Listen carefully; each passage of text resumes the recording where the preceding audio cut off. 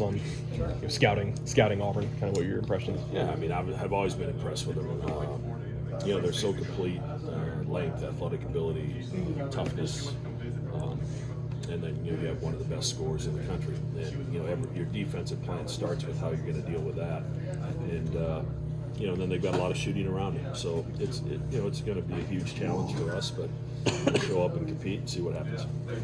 They have Janai Room, but you have Ryan Kalkbrenner, Defensive Player of the Year in your conference. I mean, what kind of challenge does he present for them? Well, I hope he presents a challenge because that's got one of the best offensive centers in the country and one of the best defensive centers, and something's got to give. And my guess is that whoever wins that battle is probably winning the game. So that's an important part of what we're doing. But Broom's also, besides being an elite scorer, I think he's one of maybe the best passing big guy in the country. So our ability off the ball when he has it to really stay home and stay disciplined so that he doesn't beat us by scoring points and with a boatload of assists.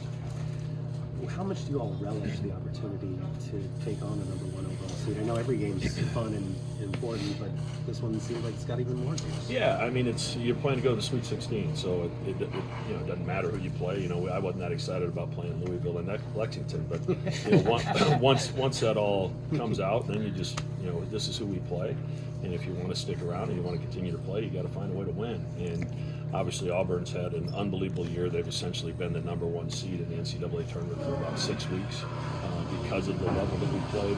And, I've known Coach Pearl for a long time, back to our Division II days.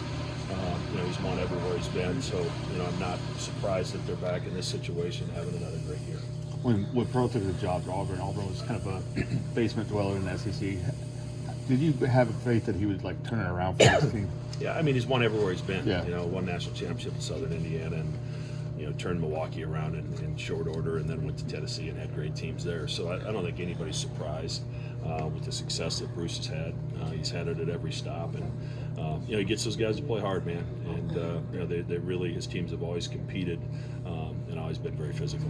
What did you like most yesterday about offensive execution? I guess other than hitting open shots when you guys. Yeah, we got out in transition and we're able to create some opportunities in transition, which is important to us. And the pace of the game is really important to us. But we executed when we had to, and we're able to get some stops when we needed to. But you take it one game at a time. It's a new day tomorrow. Two more. You just shared a nice moment with a head coach who knows Auburn really, really well. Did you pick Rick Barnes' brain just for a second about your opponent?